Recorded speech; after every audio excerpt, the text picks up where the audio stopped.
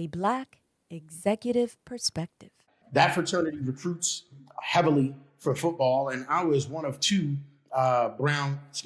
people of color that were in the fraternity, and everyone else was Jewish, my Jewish brethren.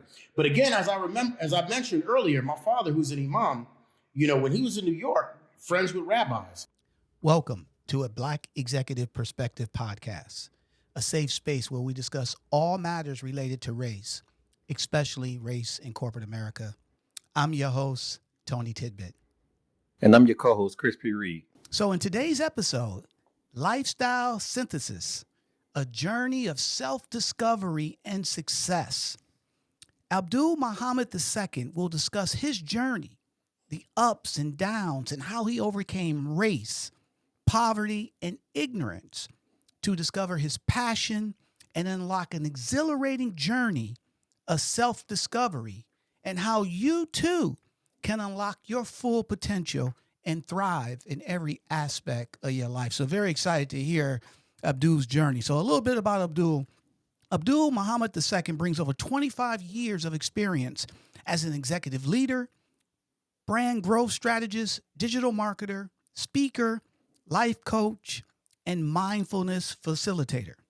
As MDM Ventures founder and chief growth officer, he specializes in business and personal growth strategy. MDM's people, brand, and tech focuses on small, medium business entrepreneurs and community leaders dedicated to a social impact with technology in the health, wellness, travel, tourism, entertainment, and financial industries.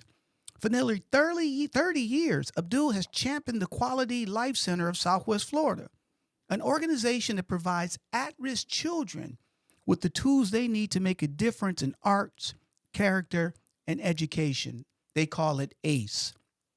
Over the last decade, Abdul intertwined his dedication to mindset, community, and consciousness into a daily lifestyle. As a certified breathwork coach that includes martial arts and yoga, he delivers a unique mind development mastery practice that provides a transformative lifestyle resource for those seeking personal and professional growth via mindfulness. Their motto is breathe in, let out, and create. Abdul, welcome to a Black Executive Perspective podcast, my brother. Thank you so much, Tony. Tony, excited to be here. Thank you so much for that warm welcome. Really love what you've been doing here and the bold courage it takes to really take on this topic and really just share your story and the stories of others. Well, thank you, my brother. Really appreciate it. And look, today we're going to hear your story, right? Which is not unique and is going to, I know, inspire a lot of individuals. Yes, I hope so. It's inspired me. That's what matters. You gotta find it within yourself. Because oftentimes, especially for us out there, you gotta look within and really get out there and motivate yourself and be inspired. So there's no question, my brother. So look, before we get started, give us a little background, man. Tell us a little bit where you're from, family. Give us a little warm up. Who is Abdul before we jump into it? All right. So I'm actually from Harlem, New York. And this is not the Harlem that it is nowadays with the Whole Foods and, the nice brownstones where everyone wants to go. This is Harlem back in the day. I'm talking in the Reagan era. It's like you crack pipes and crackheads walking around. I don't know who I knew. Yeah. There wasn't anybody who I knew that wanted to stay in Harlem. Everybody wanted to get out of Harlem.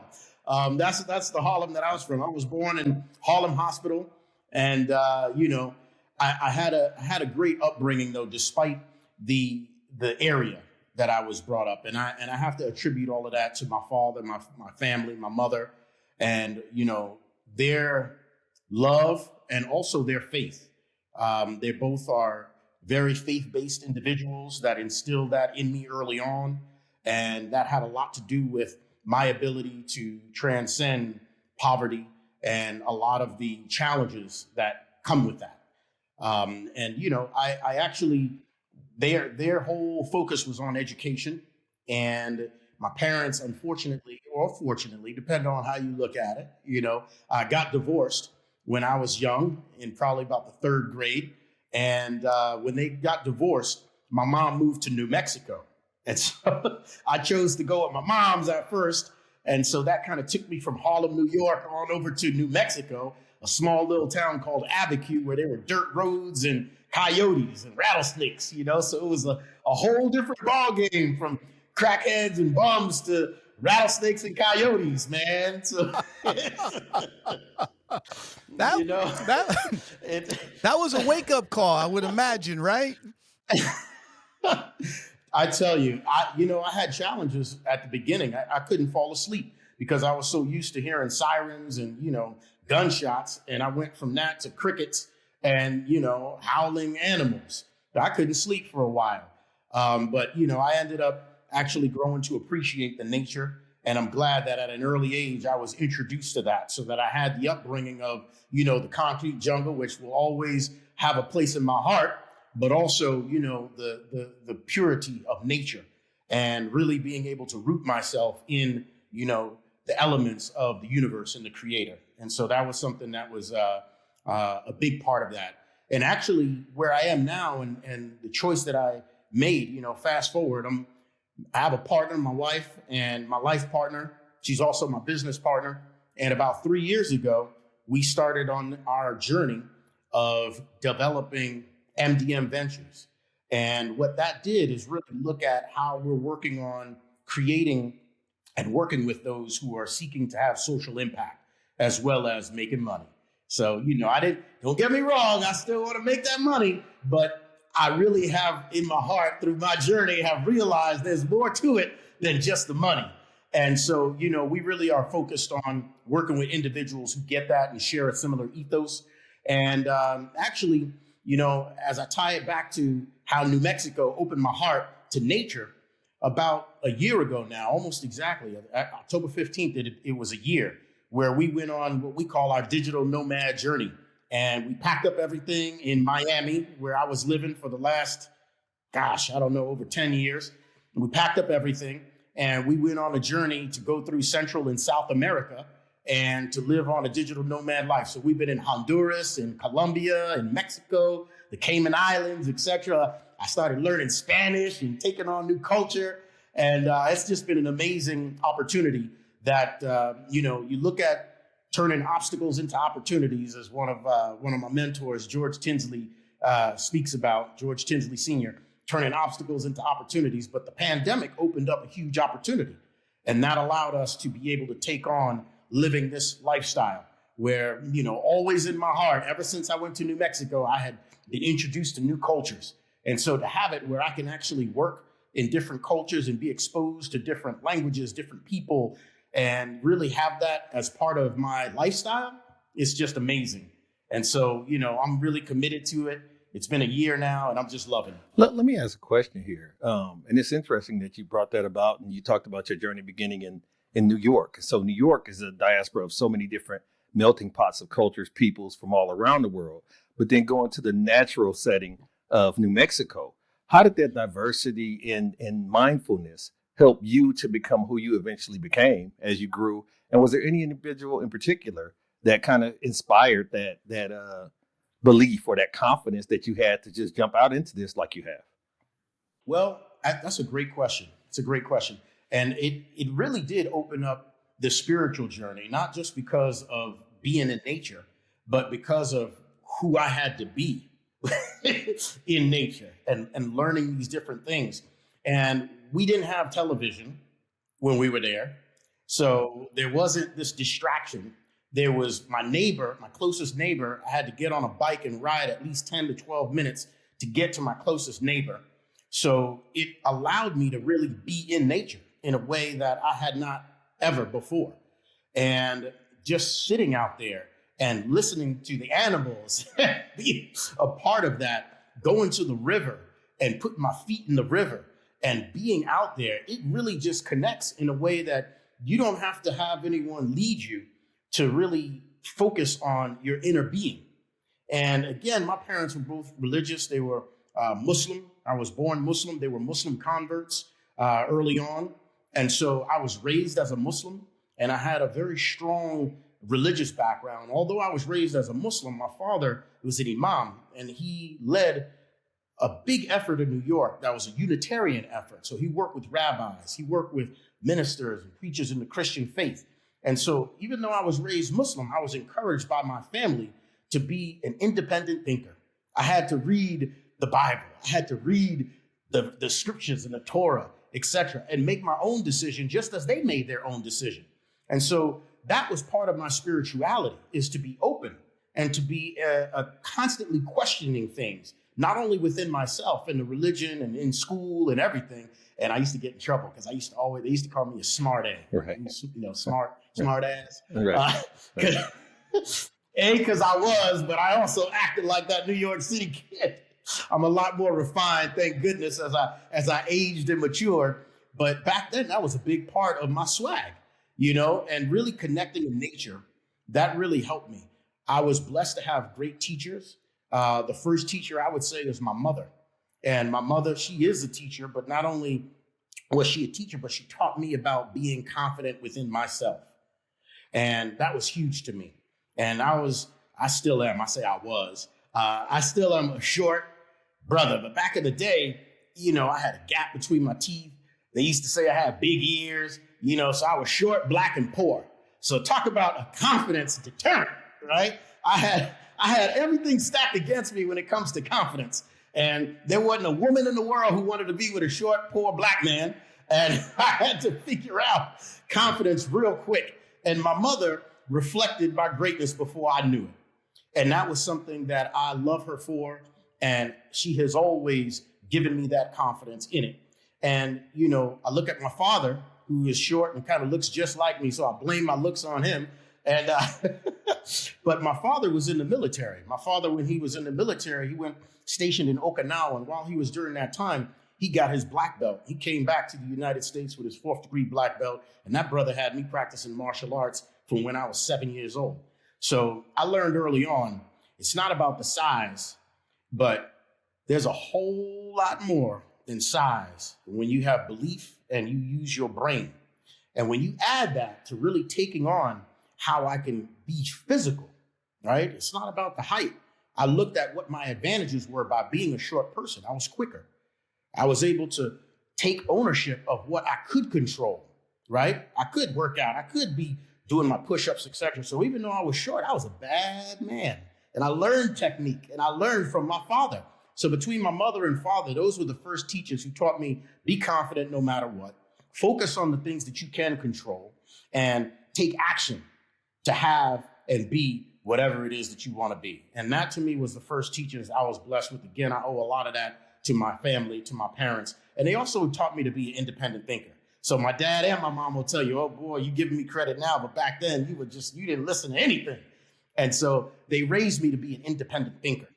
And so that independence and also the confidence that they gave me. And then I feel like the juxtaposition of being a city life, being a hardcore city boy, and then going out to New Mexico and dealing with rattlesnakes and learning how to shoot and ride horses. I was just a bad brother because I go back to the city. I knew how to ride horses and I knew all kinds of things that my city boys didn't know. And then, I would go to the country and I had that city swag. So it was always something that I was different and found the power and ownership in being different. It takes us back to the race thing, right? And so taking ownership of that gave me confidence. You make me want to go do a walkabout. I mean, you really found yourself out there. Yeah. So listen, buddy, you got so much energy here. Me and Chris is like, where do we jump in? Because my man, we ain't even got started yet. This is the warm up. All right. Right. This is the preamble. This is the preamble, right? So, but this is good because, obviously we're going to go on a ride with you, buddy. And you've already started that ride. So real quick, before you take us all the way back, because your journey just in terms of like Chris was saying, the preamble, is very just hearing some of it, there's a million questions that come to mind. But just tell us real quickly, MDM Ventures, you spoke a little bit about it, but tell us now where you are now and the success and how you're transforming lives. And then Chris will ask you some stuff to back up where this all began. Sounds good. Yes. At MDM Ventures, really, we provide essentially three main, what I call products. I mean, a lot of people challenge that and they say it's services, but we like to productize things for a lot of different reasons we can get into later. But when you look at what we sell as a product, the first product we sell is strategy. And I focus on growth and profitability. So we work with both people and brands and support them in their growth and in their trajectory. So no matter whether you're a person that's looking for personal development, and we work specifically with entrepreneurs and executives, or you're a small to medium-sized business that's looking for growth and profitability, we come in and we provide strategy. We provide what's called fractional C-suite services. And so companies that are typically small and medium-sized businesses, they oftentimes don't have the budget for a high-paid chief marketing officer or a chief digital officer or a chief strategy officer, right? Usually you're paying anywhere between $200,000 to $500,000 for those C-suite positions if you're looking at corporate America. And I've had those jobs paying those salaries as I was the the chief digital officer of RBB Communications and the director of social and digital at Zimmerman Advertising, a big billion-dollar ad agency. And so what we look to provide is for access to businesses and business owners to have access to that level of skill set, but at a fraction of the cost. They don't need a full-time person either, right? And so what we're able to do is for someone like me who's seasoned and has been in the background and has the expertise to get paid and has worked for those large companies, you can now hire us for a fraction of the cost for maybe 20 hours a month. Because at that level, with that level of firepower, that typically is all you need. So that brings us to service number 2, fractional C-suite services, and clients hire us to be their chief marketing officer, their chief growth officer, their chief digital officer, etc. And over my tenure, I've had the benefit of mentoring some amazing talent as I've come up through these corporations and worked at these ad agencies. And a lot of these talented individuals, they are off on their own. They're working as consulting firms. Again, with the pandemic, that has opened up opportunity for them to do consulting. And I also am one that really focuses on people. And so I've got some really good friends that I've met through the years. And they all love working with me and I love working with them. So I've got a Rolodex of talent.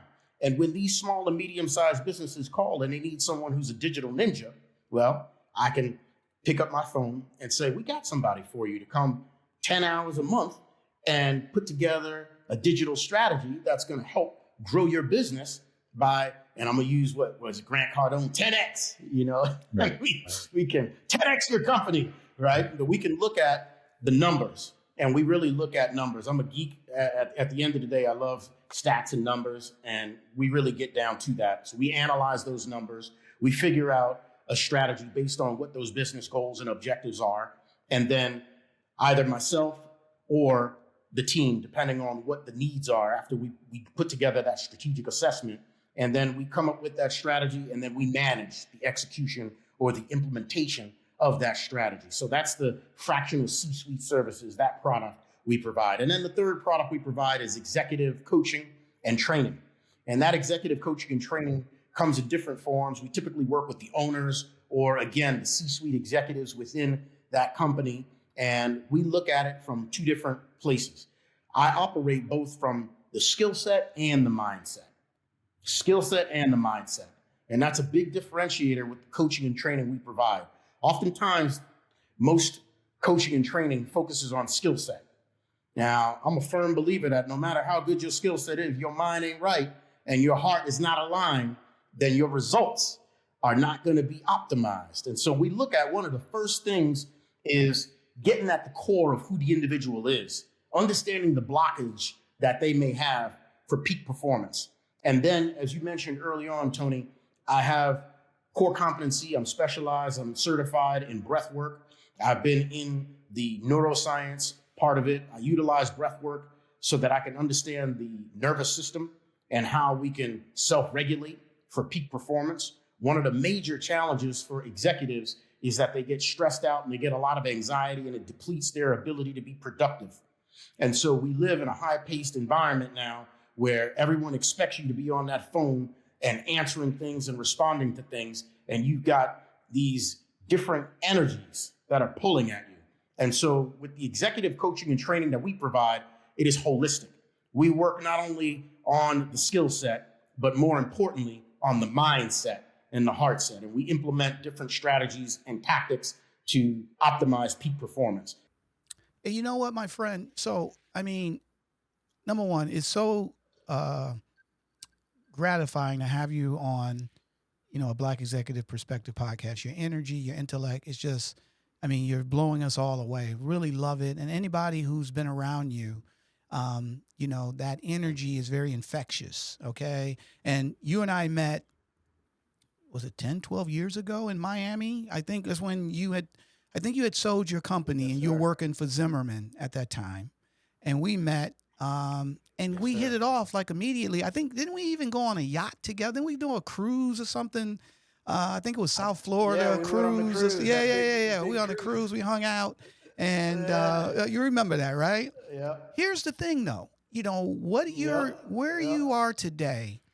And I took some notes here, and you broke it down. Last, people, brand, technology, and I want to focus on the last two: obstacles into opportunity, and skill set and mindset. Now, listen. You're chatting today, and obviously you're helping change a lot of lives, right? You talked about the skill set part. Everybody focuses on that, but you hit it right on the head. It's all about the attitude and the mindset, right? Coming from Harlem, growing up there, and you just spoke to it a minute ago, being Muslim, being poor, and then I'm going to let you finish off the other things in terms of, the college you went to, the fraternities. Tell us a little bit, how did you start from there and then get to where you are today? Because I could imagine, and obviously it's what our title of our episode today is, right? A journey of self-discovery and success. So back us up a little bit and tell us, that journey that you went through and how you ended up where you are today. And a lot of it, I would imagine, had to do with the mindset standpoint as well. Again, I have to really give a lot of credit to my parents and the model that they gave me. My parents were no joke, man. I tell you, when I was young and I was in school, I had to read every single day. Again, they didn't allow me to watch TV. Instead, they gave me books. And they focused on education. And I was frustrated and angry because I was poor. And they always let me know that has nothing to do with it. Your wealth comes from your contribution and your mind. And if you educate yourself, you have value that no one can ever take from you. So that was the first sort of thing that I feel created this trajectory that allowed me to have great success, is my parents' emphasis on education and their unwavering commitment to make me read. And quite honestly, it was frustrating, and I couldn't stand my parents, because even though we were poor, I don't understand how, and I love them for it, even though I couldn't stand it when I was young, because we were poor, but they always put me in the best schools, right? When we moved to New Mexico, my mom, how she got there, she was a teacher, and she was a teacher in a private school. So that's how I got in there, because she was a teacher. Otherwise, we wouldn't be able to be in that school, getting the best schools. And so the choices that she made, she sacrificed so that we could have the education. So that's right. And so again, that example of my mother, and the focus on education and the focus that really shifted my mindset and opened me up.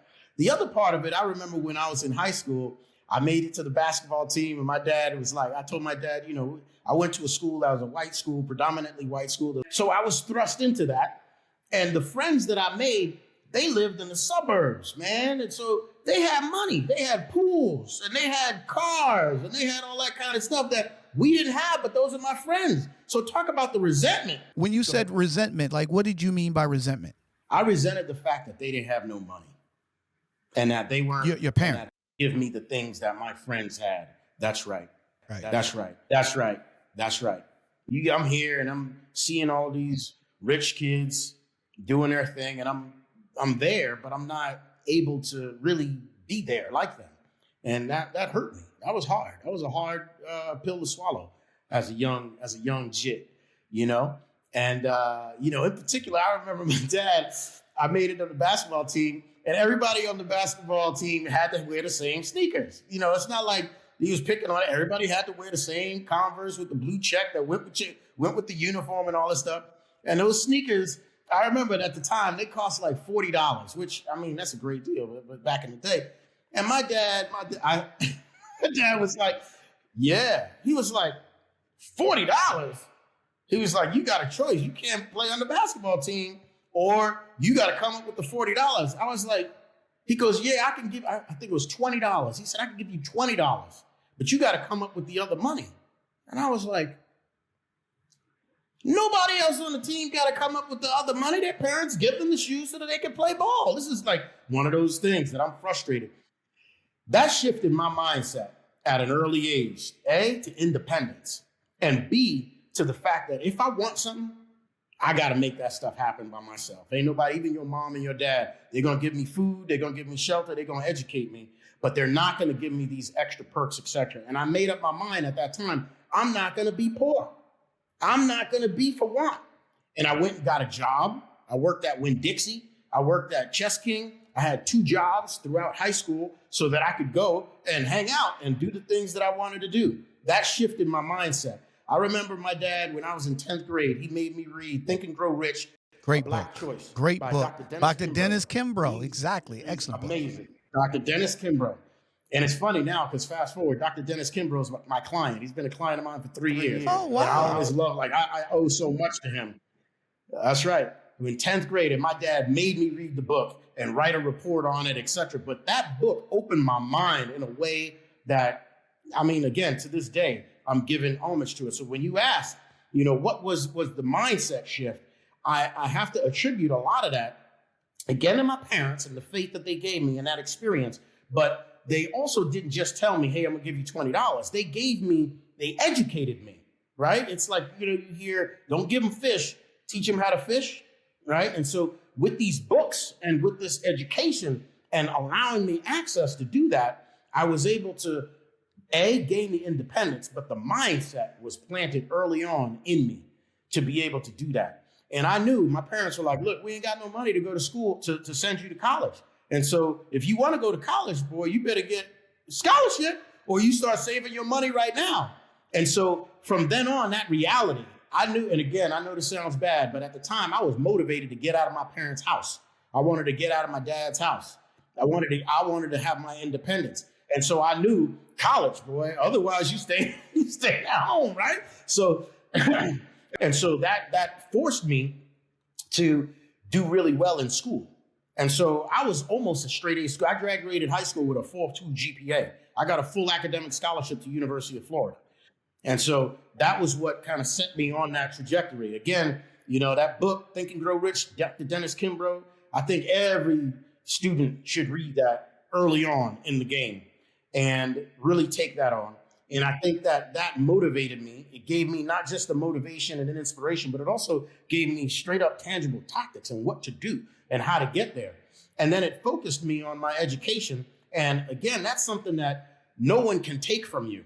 And I had the ability, remember, I'm going to say it again, because this is one of the themes that I teach all the time in lifestyle synthesis. Focus on the things that you can control.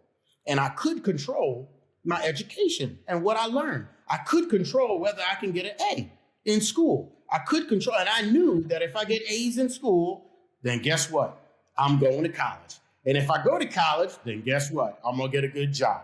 And so I believed that. And that was all I needed to shift my mindset and focus me on education so that I got the grades that I needed in order to get the academic scholarship, regardless of whether my parents had the financial ability to pay or not, that allowed me to go to the University of Florida, which was, go Gators, great school. and allowed me to get the education that set me up for my success. Buddy, I got to say this real quick because I'm captivated by your story. But I just want to throw this plug in because it's a book that you just spoke about that I still read today, Think and Grow Rich. And I remember when somebody gave it to me I'm talking about years ago, when I first tried to read it, it was difficult because I didn't connect with it. The book was written by Napoleon Hill back in the 1930s, I believe it was. Okay. Mm-hmm. However, the point I'm trying to make, when I went back and read it again, and then it just where I was in my life at that time, it just resonated. Okay. But here's the kicker. The reason I want to bring it up is because you became exactly what the book teaches. Okay. You thought it, and it became a reality, and you became rich out of it. You put your mind that says, I'm going to go to school. I'm going to focus on the things I can control. I'm going to focus on getting a good education. You didn't say, oh, I got a lisp, or, I'm not smart in math. This is what I'm going to focus on. Okay. And you got exactly the reality that you saw in your mind. So for our audience here, if you have not read that book by Napoleon Hill, is the original one, and then Think and Grow Rich, A Black Choice by Dennis Kimbrough, please pick those up and definitely read them. But more importantly, study them, highlight the different type of paragraphs, because you will not be disappointed. So Abdul, I really appreciate you bringing that up. So, hey, buddy, tell us, I remember you telling me a little bit a while ago about, you going to college and, joining a fraternity, being Muslim. Tell us a little bit about that experience. Yeah, it's a funny story because I was definitely not one that myself or any of my friends or anyone who knew me would ever think that I would join a fraternity, let alone a Jewish fraternity. Hey, my Jewish brethren, I love them. I can't think what that experience has done for me and who I am. And especially even now in light of what's going on right now in the world, and my understanding of that and my perception of people inside of that. That fraternity recruits heavily for football. And I was one of two people of color that were in the fraternity, and everyone else was Jewish, my Jewish brethren. But again, as I mentioned earlier, my father, who's an imam, when he was in New York, friends with rabbis. I went to bar mitzvahs. I was raised understanding and having compassion and empathy and an affinity towards Jewish people. And so when I saw that as a fraternity, and my uncle, who is an Omega, you got the people of color fraternities, the traditional fraternities that everybody expects me to be a part of. Even to this day, they're like, oh, you're in a fraternity. They right away assume it's the Omegas, Kappas, etc., the black fraternities. They actually, nominated me to be the pledge class president of all things. And so that's why I ended up staying. I'm like, man, all of these people, and it was like 40 of us that got the bid and were part of it. And then they chose me out of all of these people to be the pledge class president. And so when I got chosen by the people, I felt like my own integrity. I couldn't just quit and be like, nah, peace. It was great having barbecue and playing football with y'all, but I don't want to really be a part of this. And that's what got me to stick. And I'm so glad, because had I not gotten nominated to be the pledge class president, I would never have continued with that fraternity. And fast forward, when I started my company, my first business, Anatron Media Technologies, back in 1998, it was a web development company, Anatron Media Technologies.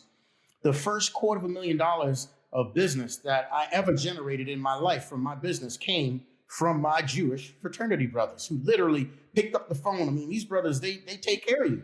Picked up the phone.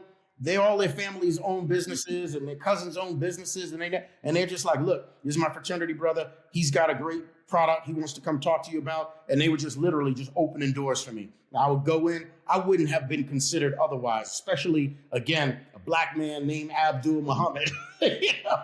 But they gave me a chance because my Jewish fraternity brothers said that I was the man, and they trusted him, they let it in. And then, of course, you know, I'm blessed with knowing what I'm talking about as well and having a good product, and that allowed me to be successful. But that was the base of what my college experience was, and a big part of, you know, a lot of the foundation of my business career.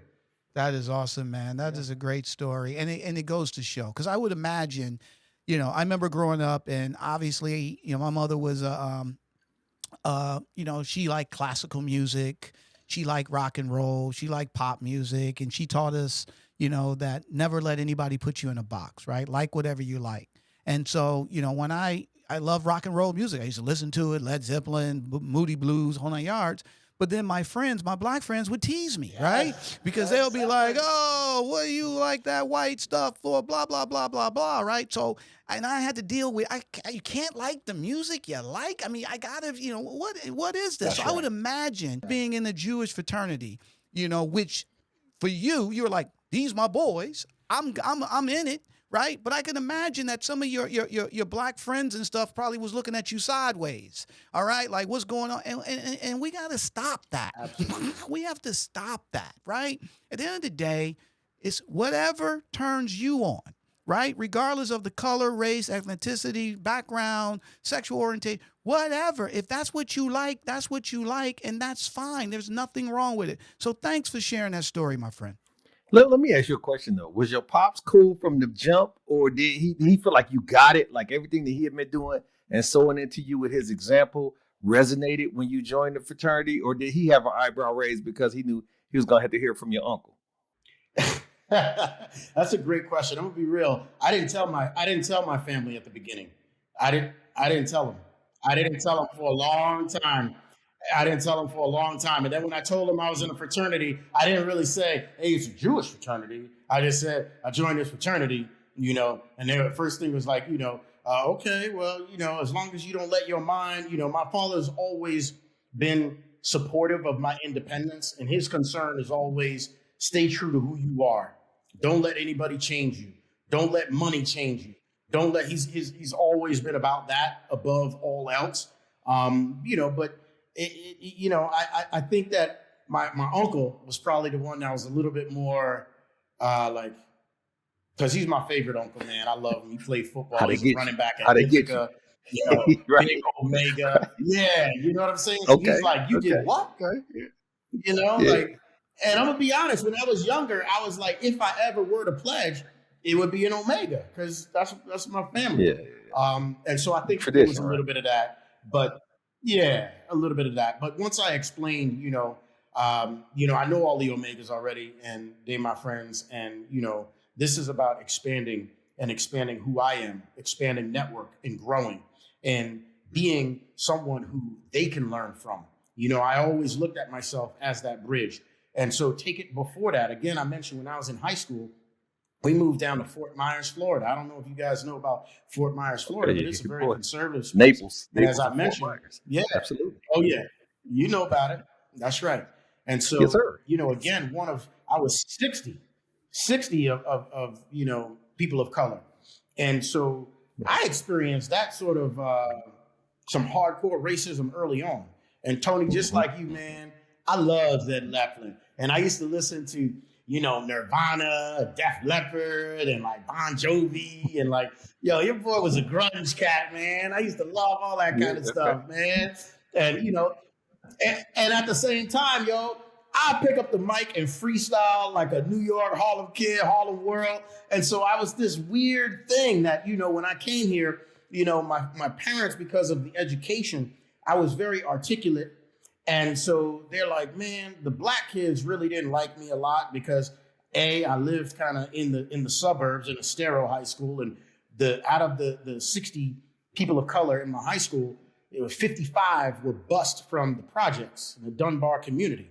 And I didn't live there. I lived in the suburbs where the white kids live. And there was only 5 of us who came from there.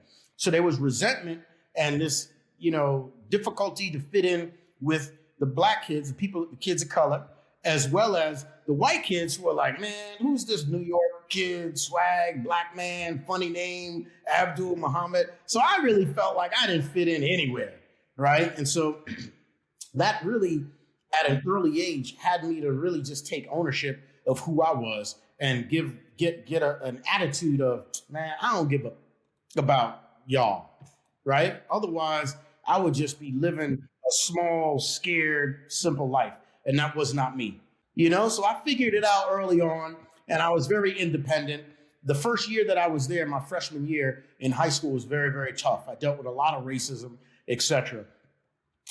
When I moved down there. I mean, I remember when I was in the lunchroom, and I went away to get something to put my tray away, and I came back to my seat at the table, and I saw a piece of paper, and drawn on the piece of paper was, what's the last thing N-word says when he falls down a well? So I had stuff like that happen. Again, I was blessed. I knew how to dance, and I had this New York swag, and there were some Caucasian women, girls, who were dancers, and they knew I knew how to dance, so they asked me to teach them and help them choreograph this dance. These girls happened to be some of the hottest girls in the school, and they were white girls who were rich white girls. And so one of these girls I ended up building a relationship with. And so that made everybody in the school jealous. She was older than me. Right. She was a senior, and I was in 9th grade.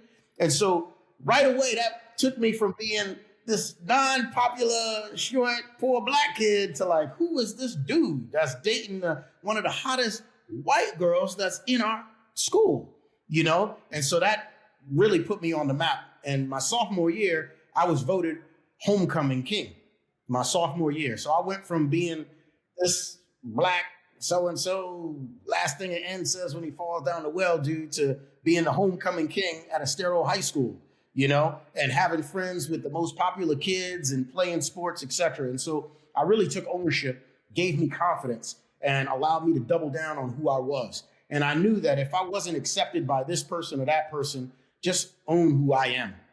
Own who I am. Right. And that allowed me to create. And that was one of the lessons that shifted my mindset and empowered me early on.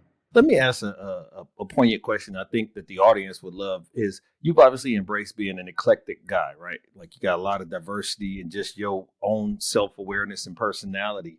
As a strategist, one of the things that I find it hard to mitigate as an athlete, and that you have an athletic background and things of that nature, how do you stay away from, and we talk about this as fans of sports, the analytics, right? So you got these nerds that's engineers and they do algorithms on computers. The analytics say you should kick it here or you should shoot threes or how do you, in what you use for your clientele, mitigate what you know in your gut is real game and what the analytics say? Are you a slave to the analytics, so to speak? How do you kind of navigate that, and how should we approach that personally in our lives? That's a great question. It's a great question. And so I really approach it by I gather all of the intel. And I'm glad you brought it back to the sports analysis, right? I used to sit and watch the tapes of the games. I used to watch the past games of me playing. I watch who we're going to play, and I analyze it, and I get in there. But at the end of the day, like Mike Tyson says, like that whole game plan will change when you get punched in the face. And so I let my gut lead. I let you get punched in the mouth. That's right. And so I do everything I can to prepare. Seriously, I do. And I get into the stats. I get into this, that, and the other. And at the end of the day, before I do anything, and this goes back to my belief in the faith, I sit with it. And now my spirituality has transcended my religiosity. Although back in the day, it used to be prayer. You pray before you do everything. You pray before you eat. You pray before you play a game. And now I sit and I meditate. I just take some moments of silence and I bring in the energy that I want to create, and I embody that. And I allow that with all of the knowledge and all of the prep. That gives me confidence. It's like, hey, you did all of the prep. You did what you could do. And right now, there's nothing that's more important to you being present in this moment right now.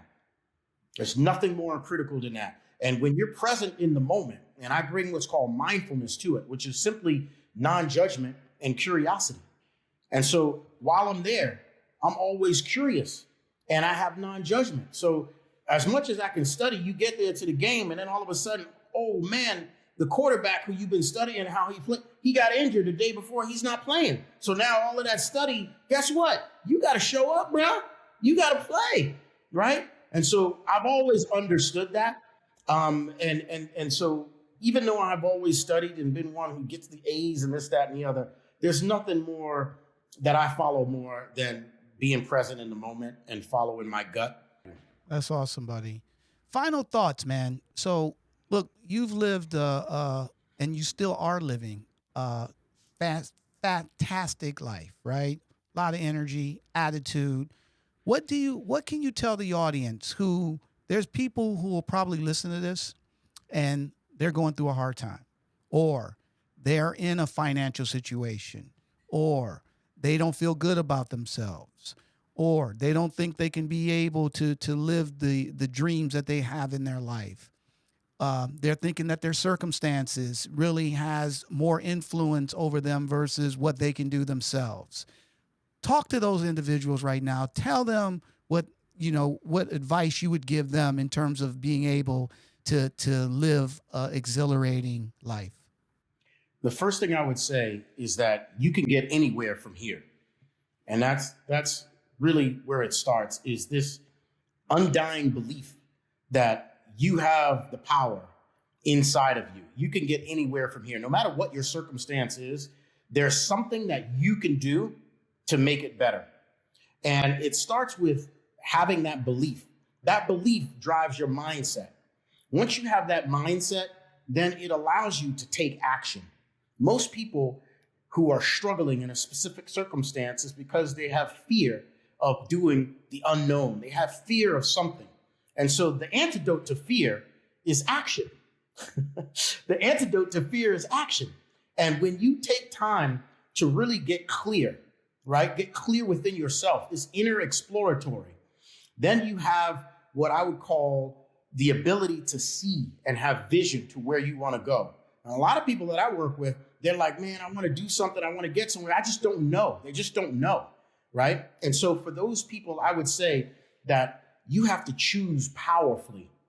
A lot of life is about unlearning, right? And we spend a lot of time trying to learn and accumulate, but I suggest a lot of it is about unlearning and choosing powerfully who you want to be versus who you've been told to be, who you've been conditioned to be, who society is trying to make you, and to unlearn all of the things that you have been taught, to take ownership of who you really are. It's a process in lifestyle synthesis where you go through choosing powerfully a way of being, who you are. You know how, Tony, you said, man, your energy and how you show up. And this is because it's intentional. My life is about being a certain way that no one can take from me. This allows me to be fully empowered.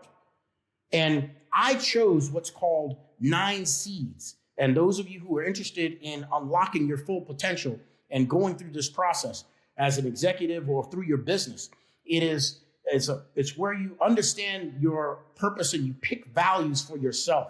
You've got to choose who you want to be.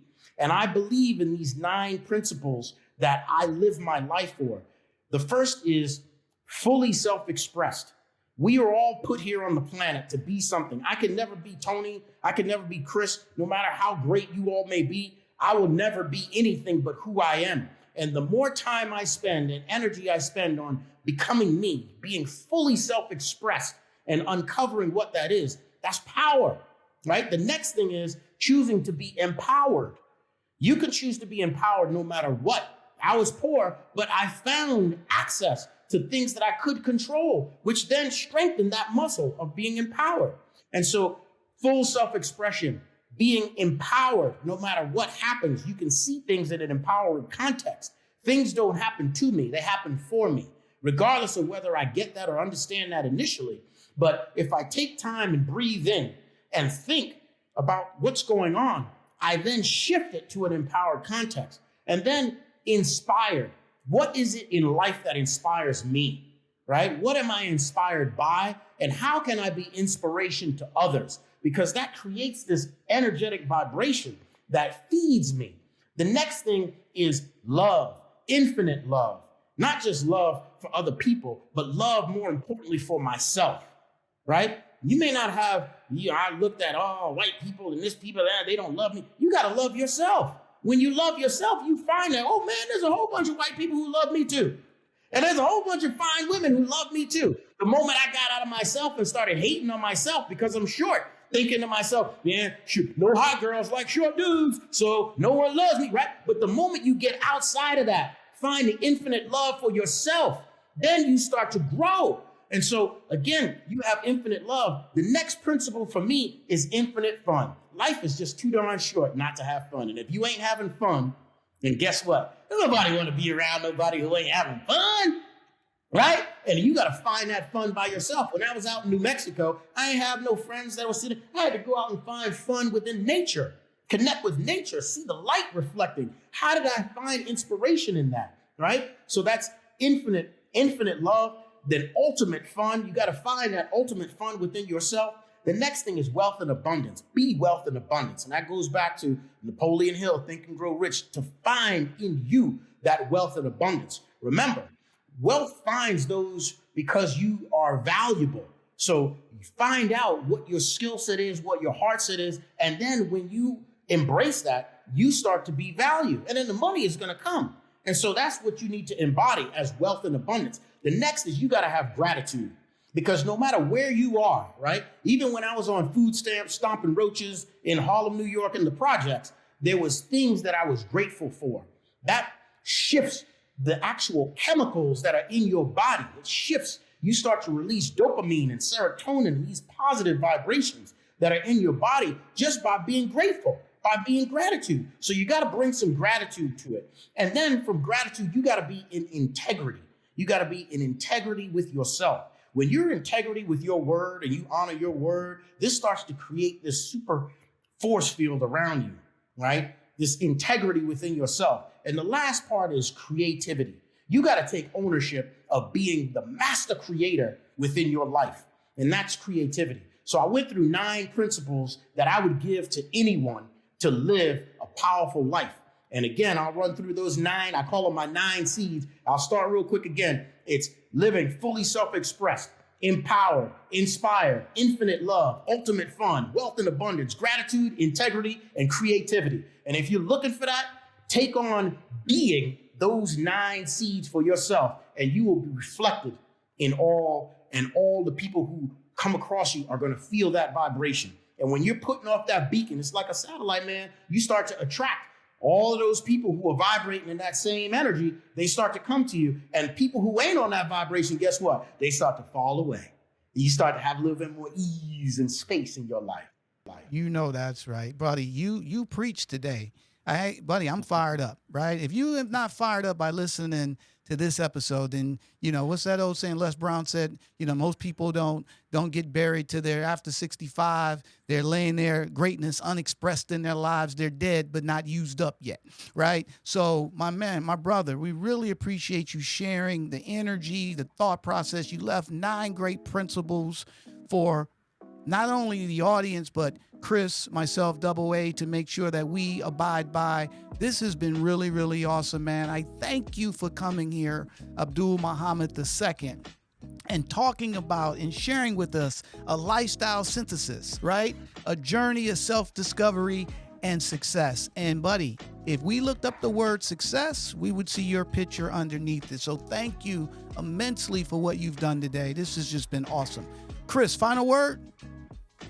No, the only thing I would say is there any way in which we could enrich your life like you've enriched ours and our folks? How can we help you? What do we need to do to make this cycle continue of greatness that you've generated? Well, thank you, Chris, for that question. For me right now, I'm looking to grow my business. So anyone that you know out there who is an entrepreneur or an executive that is inspired, that wants to have that message, that wants to get some coaching so that they can also have that creativity, or any businesses who are looking to grow, who need a chief growth officer, chief marketing officer, chief digital officer, send them my way. I'd love to work with them. And that right now would be a huge contribution as I'm trying to grow and expand the brand and the company. Thank you all so much for having me on. It's been a pleasure sharing my story. I love what it is that you're doing, inspiring others, man, and for having this platform for people like me. Much love, much appreciation. Well, thank you, my friend. Thank you, my brother. And real quickly, I think it's time for Tony's Tidbit. So we're going to go into the tidbit today. And I'll be honest with you, we had a ton of tidbits from my brother Abdul. But let me put the one tidbit that I have together based on this conversation. And my man, you talked about a lot. But this is by Calvin Coolidge. Nothing in the world can take the place of persistence. Talent would not. Nothing is more common than unsuccessful men and women with talent. Genius will not. Unrewarded genius is almost a proverb. Education will not. The world is full of educated derelicts. Persistence and determination alone are omnipotent. The slogan, "Press on," has solved and always will solve the problems of the human race. And that is by Calvin Coolidge. And if anybody embodies that tidbit, that quote, is our brother here, Abdul Muhammad II, coming from the streets of Harlem to the coyotes of New Mexico to Florida, and to, guess what, building a great business and touching lives wherever he goes. So again, thank you, Abdul Muhammad, for this great session today, buddy. Very energetic. We got a lot of it too. And thank you for, attending another episode of a Black Executive Perspective podcast. Really appreciate you joining. Again, come to our website, sign up for updates, leave your email address. So we're going to be launching a monthly newsletter soon. Give us a rating and review wherever you are watching or listening to this podcast. And if you haven't thus far and you really enjoy the content and you want to help others be able to listen and be able to be affected by what we're bringing together, especially with guests like Abdul Muhammad II, please subscribe. That's going to help us be able to reach more individuals. So for my esteemed, energetic, motivational, inspirational guest, Abdul Muhammad II, my fabulous co-host, Chris Reed II, for our executive producer, Double A, I'm Tony Tidbit. We're out. Come back and join us, and let's talk about it.